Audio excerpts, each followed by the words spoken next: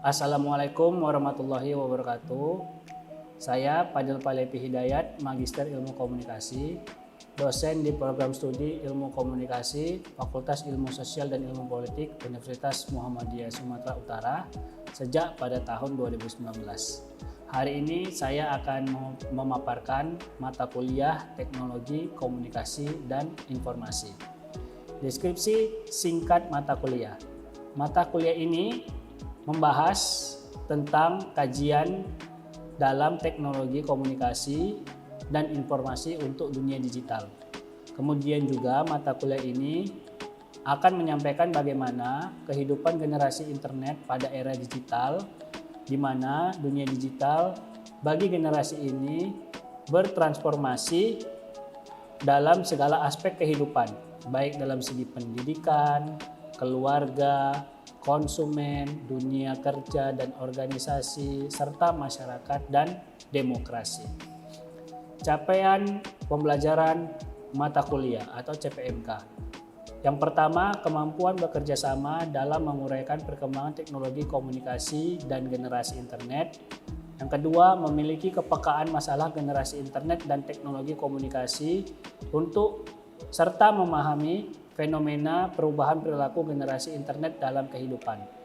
Yang ketiga, mampu menerapkan pemikiran logis, kritis, sistematis, dan inovatif dalam menguraikan konsep berpikir generasi internet dalam perkembangan teknologi komunikasi dan di era digital. Yang keempat, mampu mempresentasikan informasi dan mengemukakan ide dengan jelas dan baik secara lisan maupun tertulis tentang generasi internet dalam mempertahankan masa depan dan membentuk masyarakat madani. Mata kuliah ini memiliki bahan kajian sebanyak 14. Bahan kajian mata kuliah ini adalah yang pertama, perkembangan teknologi komunikasi, mengenal generasi internet. Yang ketiga, sisi gelap generasi internet dan kekhawatirannya. Yang keempat, teknologi digital mengubah perilaku Net Generation dalam kehidupan. Kelima, karakteristik generasi internet. Keenam, otak generasi internet. Ketujuh, teknologi dan berpikir. Kedelapan, generasi internet dalam keluarga. Kesembilan, generasi internet dalam dunia pendidikan. Kesepuluh, generasi internet dalam sebagai konsumen. Yang ke-11, generasi internet dalam dunia kerja dan organisasi.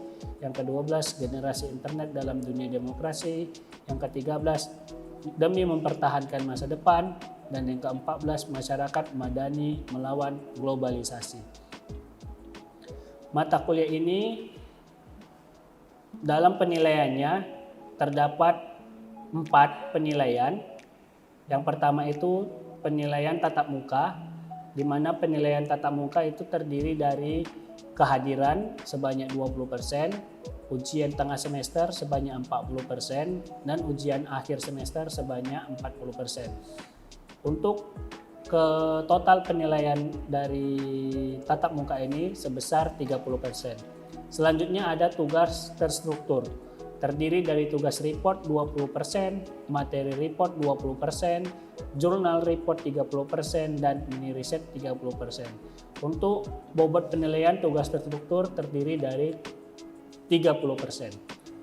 Lalu selanjutnya ada tugas mandiri terdiri dari materi report sebanyak 60% dan tugas report sebanyak 40%. Untuk bobot penilaian dalam tugas mandiri sebesar 30%. Yang terakhir ada attitude atau sikap. Untuk attitude dan sikap itu bobot penilaiannya ada 10%. Di mana attitude dan sikap terdiri dari kedisiplinan, penampilan, kesantunan, kemampuan bekerja sama, kemampuan berkomunikasi, komitmen, semangat, keteladanan, empati, dan tanggung jawab. Maka penilaian akhir dari mata kuliah ini nantinya akan ditotalkan dari tatap muka, ditambah tugas terstruktur, ditambah tugas mandiri, ditambah attitude, sehingga menghasilkan poin 100%. Nah, untuk selanjutnya berikut adalah video pembelajaran saya di ruang kelas mata kuliah Teknologi Komunikasi dan Informasi. Selamat menyaksikan. Assalamualaikum warahmatullahi wabarakatuh. Hari ini adalah pertemuan pertama di mata kuliah Teknologi Komunikasi dan Informasi. mata kuliah ini merupakan mata kuliah umum yang ada di program studi ilmu komunikasi FISIP UMSU. Nah, sebelum kita mulai perkuliahan hari ini, marilah kita membaca doa belajar. Bismillahirrahmanirrahim. Raditu billahi robba wabil islami dina wabil muhammadin nabiyya wa rasulah rabbi zidni ilma warzuqni fahma. Oke, amin. Ya, semoga pembelajaran hari ini dapat keberkahan bagi kita semua. Oke, tema hari ini adalah perkembangan teknologi komunikasi dan mengenal generasi internet. Tujuannya, pembelajaran hari ini itu terkait kalian mampu menguraikan konsep tentang perkembangan teknologi komunikasi dan nantinya kita akan lebih bahas tentang konsep generasi internet atau generasi Z. Nah, sebelum kita masuk ke materi,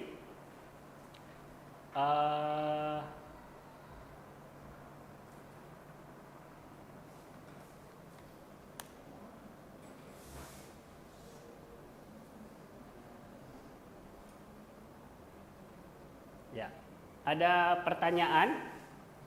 Oke. Tahukah kamu apa yang dimaksud dengan teknologi komunikasi? Teknologi komunikasi? Alat atau metode. Oke, pendapat lain?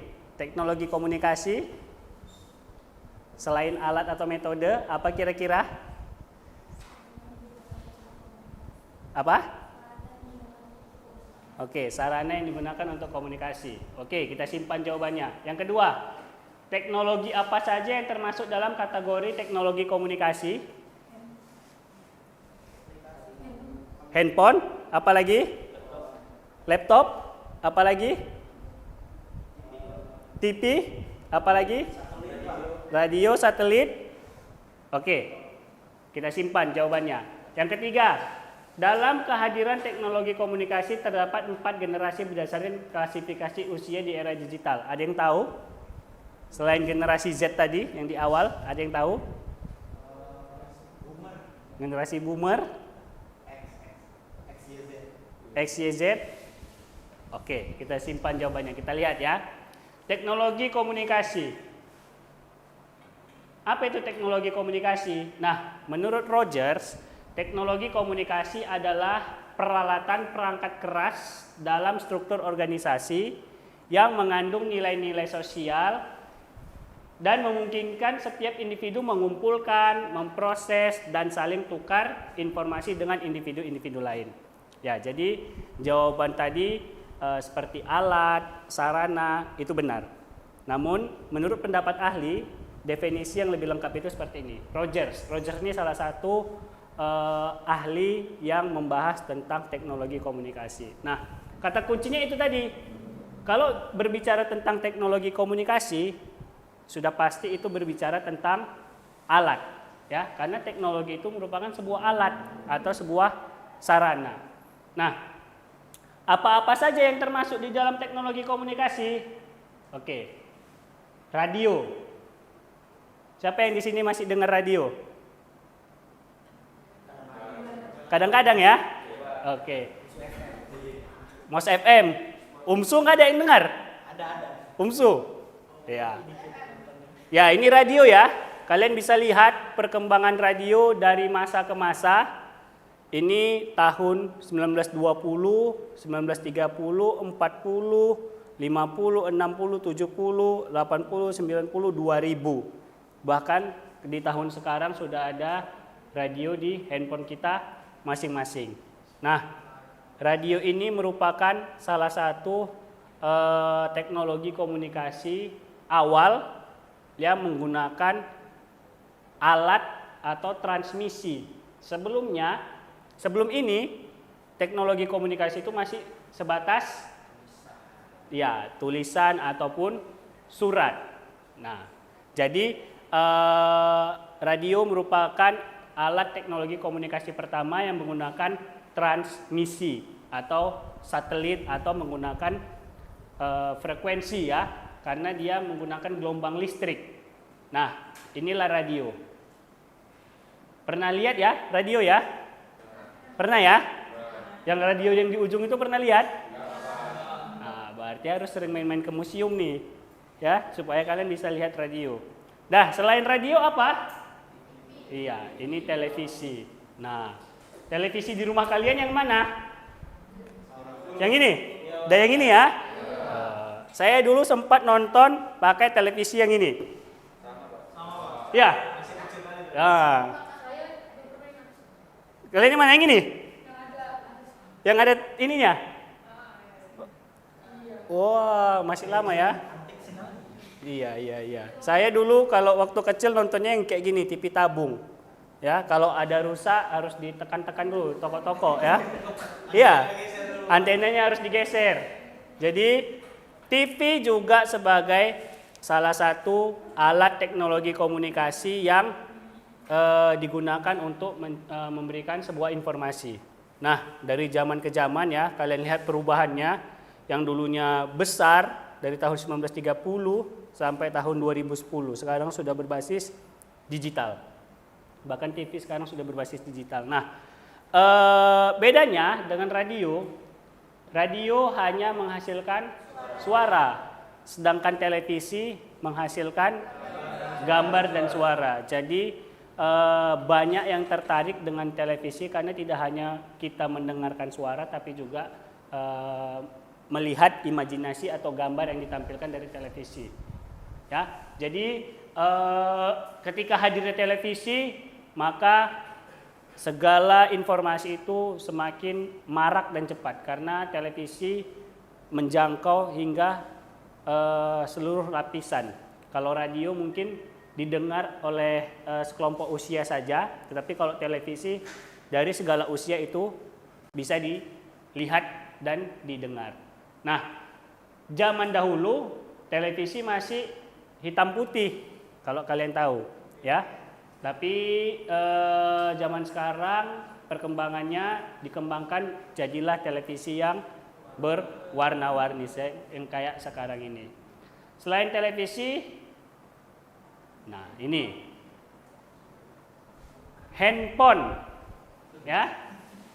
Nih, dari handphone yang besar, kalau lempar maling nih bisa jatuh, ya. Yang pakai antena, yang kecil hingga muncul smartphone. iPhone 15 sekarang ya kan?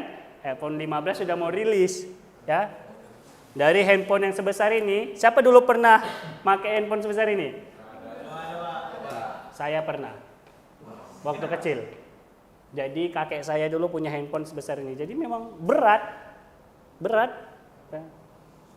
Memang luar biasa. Ini handphone saya dulu pertama kali itu ini dan ini. Waktu dulu SD. Ya. Waktu SD. Jadi Nokia, dulu saya Nokia waktu SD. Dan ini kalau udah pakai handphone udah orang kaya dulu. Ya, karena bisa SMS-an, zamannya beli pulsa. Selain handphone ada juga yang sering dipakai orang. Wartel.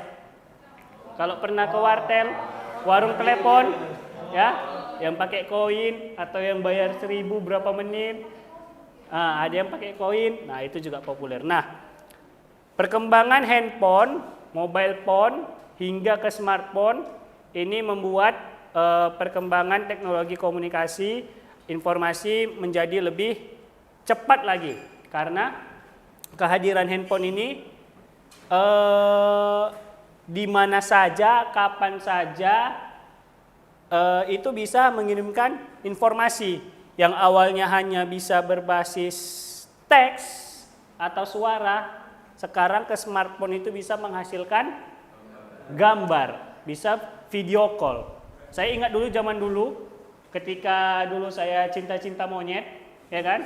Dulu hanya masih nelpon dan masih SMS. Karena zaman saya dulu belum bisa video call. Video call dulu tuh masih dari Facebook. Facebook lah fitur pertama yang saya gunakan itu ada video call-nya. Dan itu saya LDR tahun berapa tuh ya? 2000 berapa gitu? LDR. Dan itu handphone pertama, media sosial pertama yang masih bisa menggunakan fitur video call itu hanya Facebook.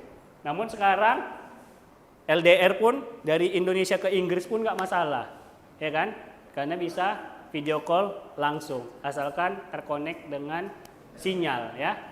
Nah, jadi inilah salah satu alat komunikasi yang sangat digemari setelah televisi, karena televisi mulai perlahan-lahan ditinggalkan karena kehadiran handphone dan smartphone. Satu lagi, iya, apa ini? Komputer, ya, komputer hingga ke laptop, hingga ke tablet, iPad dan lain sebagainya. Siapa yang pernah gunakan komputer ini? Pernah? Ya, saya dulu sekolah komputernya gini nih. Kalian ini ya? Iya, saya dulu yang masih ini, yang Pentium 2 apa Pentium 1. Nah, ya masih tabung. Ini pun harus di toko-toko juga ini gunakannya nih. Ya, sama nih sama ini nih. Ya. Cuman sekarang sudah lebih canggih, ada laptop. Bahkan notebook dan tablet. Kedepannya apa? Ya, bahkan diproyeksi nanti kalau kalian pernah lihat nonton film Iron Man, itu kan ada Jarvis model hologram. Itu saya rasa itu nggak menutup kemungkinan 20 tahun ke depan itu anak-anak kalian sudah menggunakan hologram. Ya, karena perkembangan zaman itu nggak bisa kita tebak. Ya, zaman saya dulu mungkin seperti ini, pakai bawa tempat CPU kemana-mana, bahkan hingga muncul laptop ini. Nah, ini juga sebagai alat dalam menyampaikan informasi. Dan yang terakhir, nah, ini alat yang paling penting, internet. Apa itu internet? Jaringan. Apalagi selain jaringan?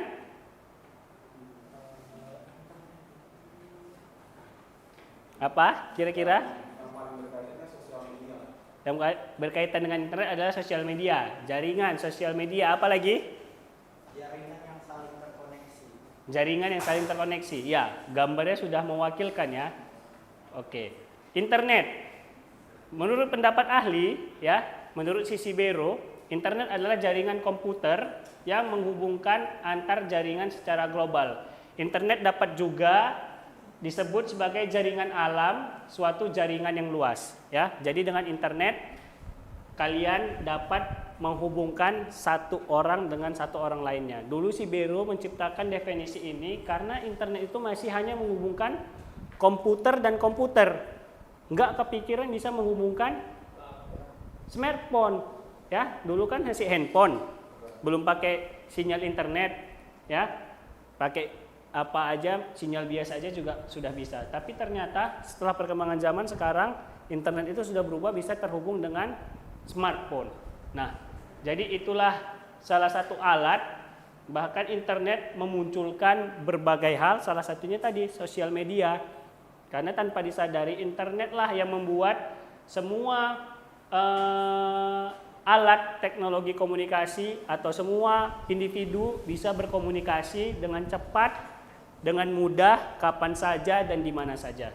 Inilah cikal bakal sampai saat ini era digital kita bisa bebas, berleluasa berkomunikasi. Nah, untuk mata kuliah ini nanti kalian akan direkomendasikan buku ini. Buku ini adalah buku bahasa Inggris yang terbit di Amerika pada tahun 2009 penelitiannya dan diadopsi di Indonesia, ada translate-nya, nanti bisa kalian cari di Google. Buku ini salah satu buku rekomendasi, buku ajar tentang generasi Z. Nah, di dalam buku ini nanti kita banyak membahas berbagai hal, ya. Apa aja yang dibahas? Nah, dalam buku Grown Up Digital, ya, yang muda yang mengubah dunia, siapakah Anda? Generasi internet atau net generation sudah tiba, ya, karena ini eranya sudah generasi Z. Untuk pertama kalinya dalam sejarah yang muda menjadi pakar dalam segala hal, era digital sudah berjalan, next generation sudah tiba, mari kita sambut masa depan. Jadi ini sudah eranya generasi internet atau generasi Z. Jadi tinggal kalianlah yang mempersiapkan diri. Dari buku ini tadi, nanti kalian bisa melihat pandangan-pandangan pendapat ahli atau si Don Tapscott, nama penciptanya. Dia meneliti tentang generasi Z ya di Amerika khususnya. Jadi mereka teliti bagaimana kehidupan generasi Z dari segala aspek. Nah, ini nanti bisa kita bahas di pertemuan-pertemuan selanjutnya. Nah, dari buku Grown Up Digital kita dapat menemukan bagaimana cara otak generasi internet itu bekerja, apalagi dalam memperoleh informasi, karena zaman digital ini adalah zaman yang flood information. Apa flood information? Ya, kebanjiran informasi. Jadi otak kalian harus mempunyai cara bagaimana otak kalian itu memperoleh atau menyaring informasi. Juga ada panduan menarik terkait bagaimana generasi internet itu produktif di sekolah, dunia kerja, masyarakat, demokrasi, dari konsumen menjadi prosumen, dan lain sebagainya. Nanti di dalam buku itu bisa kalian temukan. Cara parenting juga ada, karena generasi Z ini berbeda ketika menjadi orang tua dengan orang tua kalian dulu sebelumnya. Mungkin orang tua kita dulu sebelumnya ketika anaknya lahir itu masih zamannya televisi, tapi zaman kalian itu sudah zaman digital, semua bisa terakses dengan mudah. Makanya harus ada cara parenting, bagaimana ketika nanti generasi Z itu bisa mendidik anak mereka di era digital. Dan yang terakhir, cara orang muda dan internet mengubah demokrasi ini juga penting, karena generasi Z merupakan salah satu hal yang tidak terlepas dengan kehidupan demokrasi atau politik. Nah, tadi ada 4 generasi. Saya percepat aja. Ada generasi baby boom. Generasi baby boom itu generasi yang lahir tahun 1946 sampai 1964. Itu generasi nenek kakek kita, ya. Ada yang lahir tahun segini? Nggak ada ya? Oke. Saya pun belum lahir soalnya. Baby boom atau generasi ledakan bayi, ya, kalau bahasa Indonesia ya. Kenapa? Karena di sini habis Perang Dunia Kedua melonjaklah pertumbuhan manusia. Makanya dibilang baby boom. Jadi generasi ini generasi yang banyak melahirkan umat manusia, karena sehabis Perang Dunia mulailah tercipta berbagai penduduk kelompok-kelompok yang membangun kembali negaranya. Selain baby boom ada generasi X. Generasi lahir tahun 1965 sampai 1972. Nah, ini orang tua kalian mungkin, ya. Jadi ini generasi orang tua kalian. Baru ada generasi Y. Generasi ini generasi 1977 sampai 1997. Ada yang generasi Y? Nggak ada. Ini generasi saya. Generasi milenial. Beda generasi milenial sama generasi Z. Ya. Generasi Z itu adalah generasi internet, generasi kalian. Generasi milenial itu adalah generasi Y. Kenapa dikatakan milenial? Karena dia generasi di antara teknologi sebelum digital dan teknologi setelah hadirnya digital. Jadi dia generasi antara, makanya disebut milenial. TV, radio dan lain sebagainya dia kena. Digital juga kena, karena ini perkembangan awal digital. Jadi dia hidup berkembang di antara televisi, radio dan lain-lain dengan kehadiran internet dan dunia digital. Makanya disebut generasi milenial. Nah, generasi kalian itu adalah generasi Z. Ya, generasi Z. Jadi generasi yang sudah hidup di era internet. Jadi generasi kalian itu tidak bisa hidup tanpa internet, karena generasi sudah generasi Z. Ada juga generasi lain, generasi Alpha dan lain sebagainya. Namun saya mengutip pendapat ahli 4 generasi ini. Baby boom, X, Y, dan Z. Ada yang Y di sini? Nggak ada ya? Z ya rata-rata ya. Tahun 2000-an ya. Ya, saya merasa juga sudah tua jadinya ya. Saya generasi Y. Ya, jadi inilah kurang lebih perkuliahan ya yang bisa saya sampaikan hari ini. Sebelum kita tutup, ada yang mau bertanya kira-kira seputar teknologi komunikasi dan perkembangan 4 generasi di era digital? Ada? Nggak ada? Paham semua? Oke, kalau paham satu orang saya tunjuk, silakan untuk memberikan kesimpulan. Dimas, kira-kira apa kesimpulan yang bisa didapatkan hari ini? Kalau dari berdasarkan presentasi tadi, Ya. Dimas nampaknya itu bahwa sekarang itu sudah ada transisi baru dari cara komunikasi, terutama di sisi teknologi. Mulai dari kalau dulu perkembangan yang menjadi kayaknya seperti radio, TV, dan sekarang itu lebih dominan kepada komunikasinya di internet. Jadi dari munculnya radio dan sampai internet itu ada beberapa generasi yang terkena dampak, mulai dari baby boom sampai Z yang sekarang. Itu juga terkategori kalau baby boom itu yang masih pakai audio biasa, kalau X itu sudah mulai ada TV tapi TV-nya masih ya, TV hitam putih. Kemudian Y itu sudah terkena di TV, namun di situ juga mulai ada perkembangan di dunia internet. Mereka juga merasakan sedikit, walaupun belum sebanyak seperti di generasi Z. Nah, di generasi Z sendiri itu mereka komunikasinya lebih banyak di ruang digital, makanya disebut sebagai generasi yang paling paham tentang digital. Juga cara memperoleh informasi generasi Y dan Z sangat berbeda. Berdasarkan buku Grown Up Digital tadi, kita melihat bahwa generasi Z ini yang dimana pada saat era internet itu banyak sekali informasi, membutuhkan adaptasi tersendiri berbeda dengan generasi Y, sumbernya biasanya dari buku-buku. Oke, baik. Kurang lebih itulah kesimpulan yang bisa disampaikan kawannya. Jadi berdasarkan kesimpulan yang saya rangkum ya. Jadi yang perlu kalian ingat itu yang pertama, teknologi komunikasi itu adalah alat atau sarana dalam menyampaikan informasi dan berkomunikasi. Nah, alat itu terdiri dari berbagai hal, ada televisi, radio, laptop, handphone, smartphone, internet, ada juga sebelum era transmisi ada surat kabar dan lain sebagainya. Nah, baru setelah perkembangan teknologi komunikasi muncullah generasi-generasi yang diklasifikasi secara 4, baby boom, X, Y, dan Z. Namun di mata kuliah ini kita akan lebih membahas tentang generasi Z karena ini adalah generasi kalian, generasi internet. Nanti dari buku Grown Up Digital itu bisa kalian lihat dan bisa kalian baca, dan nanti kita akan bahas beberapa hal terkait dengan generasi Z. Oke, itu saja untuk hari ini. Sekian dan terima kasih. Mari kita baca doa penutup majelis sebelum kita akhiri. Subhanakallahumma wa bihamdika asyhadu alla ilaha illa anta astaghfiruka wa atubu ilaik. Oke, sekian dan terima kasih. Billahi fisabilil haq, wasabiqul khairat. Assalamualaikum warahmatullahi wabarakatuh.